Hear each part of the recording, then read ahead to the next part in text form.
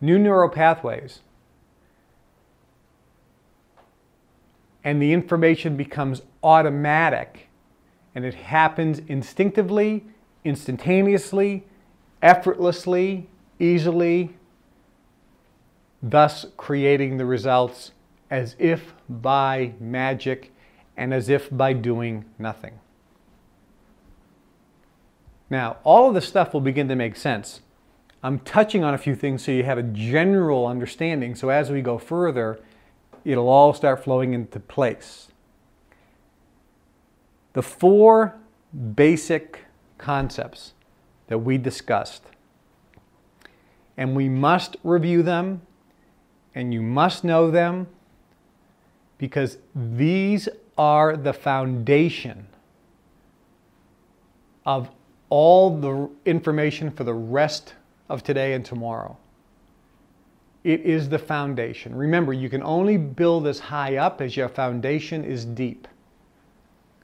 Some of you at the break came up to me and said, you know, we're spending a lot of time here on what I would classify as some very simplistic, very basic information. You know, when are you going to get to the real meat? And let me tell you the news. These 4 basic concepts, this is the real meat.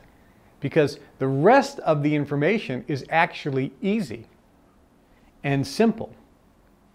But none of it will grasp, none of it will take root unless you have a fertile environment for the rest of the information to grab, grow, take hold, and develop.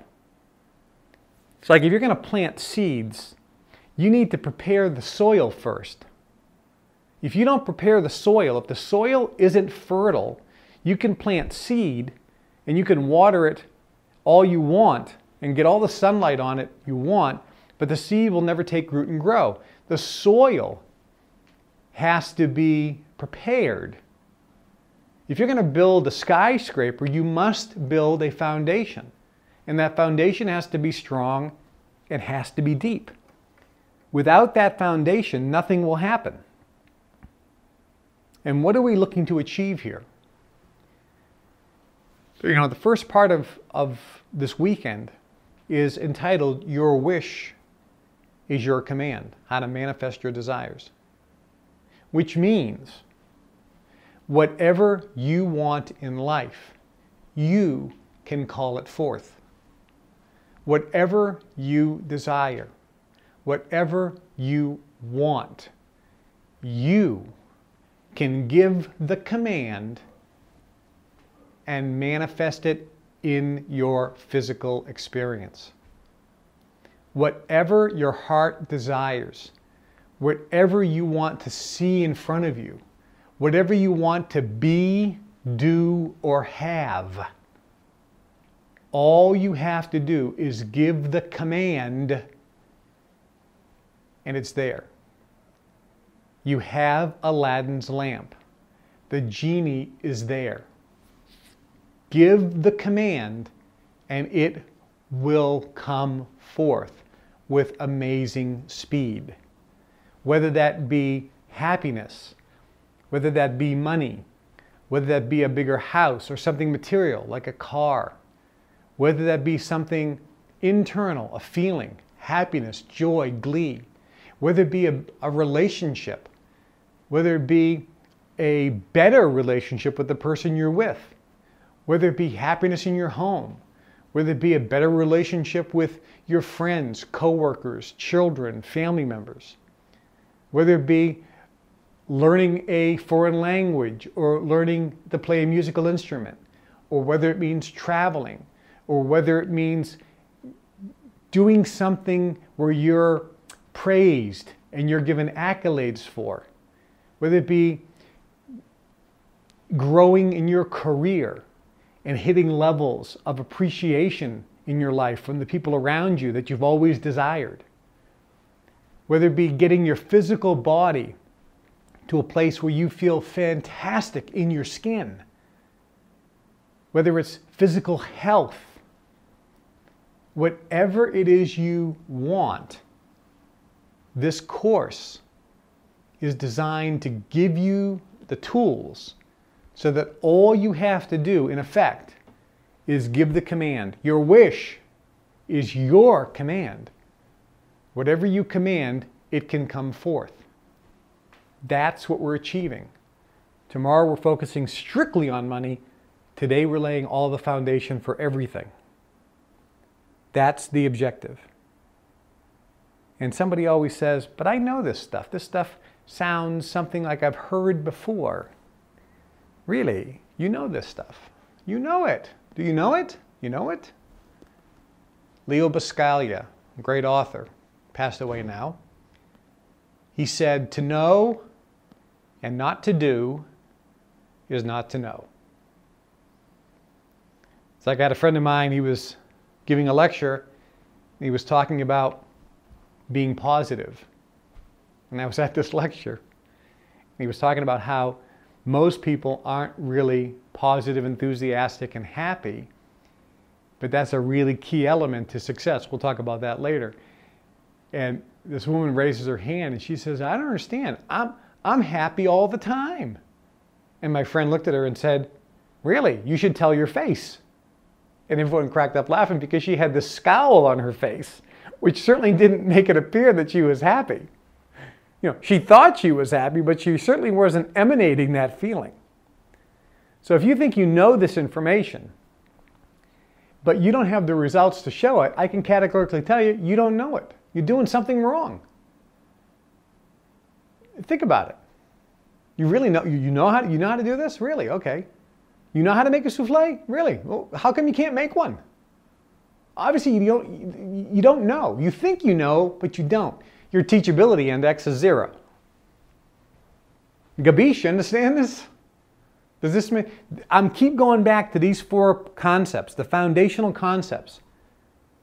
Who do you listen to? The teachability index, the training balance scale, and the 4 steps, getting to unconscious competence. Now, these are 4 concepts that you should know, and know, just like your own name. So if I would ask you, who do you listen to and why? You should be able to explain it to me clearly, concisely, with brevity.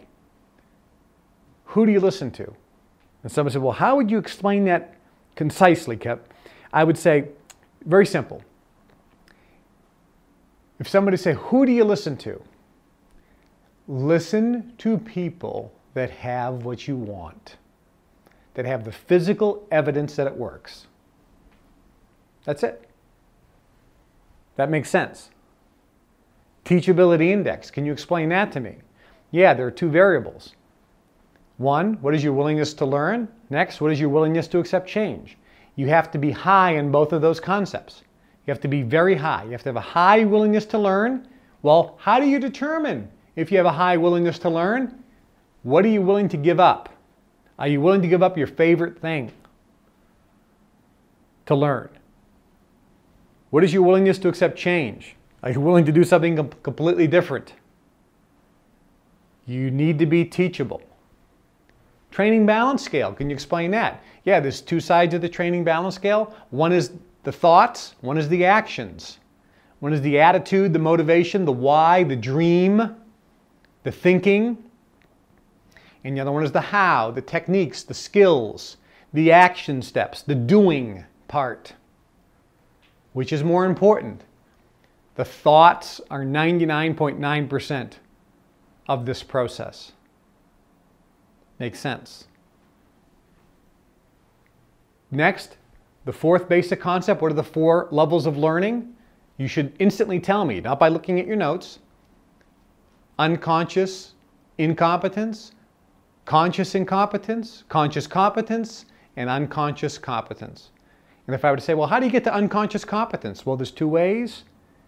By doing it yourself over and over and over and over again at the conscious competence level to develop new neural pathways, new patterns, new habits, and by observing and associating with people that are doing it. Observing, watching, mimicking them, and modeling yourself after them. Because they already have established neural pathways, and you're seeing firsthand exactly how it works. That's the key. vitally important. Now, why are we spending so much time on the basics? Because, as I mentioned, this is the foundation. We need to have a fertile environment for everything else to grow. Otherwise, nothing else will stick. If you are my apprentice, these 4 basic concepts, getting you primed and ready to learn, is how I was taught. As an apprentice, I would follow my master, in effect. Now, it's not like a Shaolin monk following his master. We're not walking around in robes. Not like a Jedi Knight in Star Wars, where Anakin Skywalker was following around Obi-Wan Kenobi, or Obi-Wan Kenobi was following around his master, Yoda. No, but yes. In my case, and in all the other people here that you've met, in our real life, we could all be classified as masters because we have had apprentices. But guess what? We still have mentors. We are all still apprentices, even though we've had many, many, many apprentices ourselves, in which we have been teacher to. But how does it work in real life in the societies? The observation, as I mentioned, is occasionally in a seminar workshop setting in groups. Much of it is one-on-one, speaking one-on-one over coffee or discussing on the phone, one-on-one. Books. Someone says, well, how can you be an apprentice and observe from a book? Well, think about this concept. Do you ever read a novel, really good novel, and you read this novel, and you're sitting there, and you're reading the novel, and the novel is talking about the hero, and the hero is in the Amazon jungle, and he has his machete, and he's wearing a ripped t-shirt because his body is perspiring so much, and there's bugs all over his body. There was a slight rain earlier, so the jungle is moist and humid, and it's hot. And he has shorts on and hiking boots. And he has this large machete, and he has a bandana around his head, and he's going through the jungle in search of the villain. And you're reading this novel as it describes the green foliage that he's going through, and the types of plants, and the sounds he's hearing, and the bugs he's seeing, and the feel that his feet are experiencing when they mush into the moist earth, and the color of the earth, and the smells that he's having, and how he's breathing because of the heat and the humidity, and his tired, and how his muscles are beginning to ache, and his arm is beginning to get weary from the heavy machete chopping into the foliage as he's going through the bush. And as you're reading this, it's enthralling, it's very well written, and you're reading this novel. And somebody walks in the room and says to you, "Hey, Charlie," and you continue to read the novel, oblivious to your friend who's walked in calling your name. And the person says, "Charlie, Charlie, Earth to Charlie." And finally you look up, not hearing a word.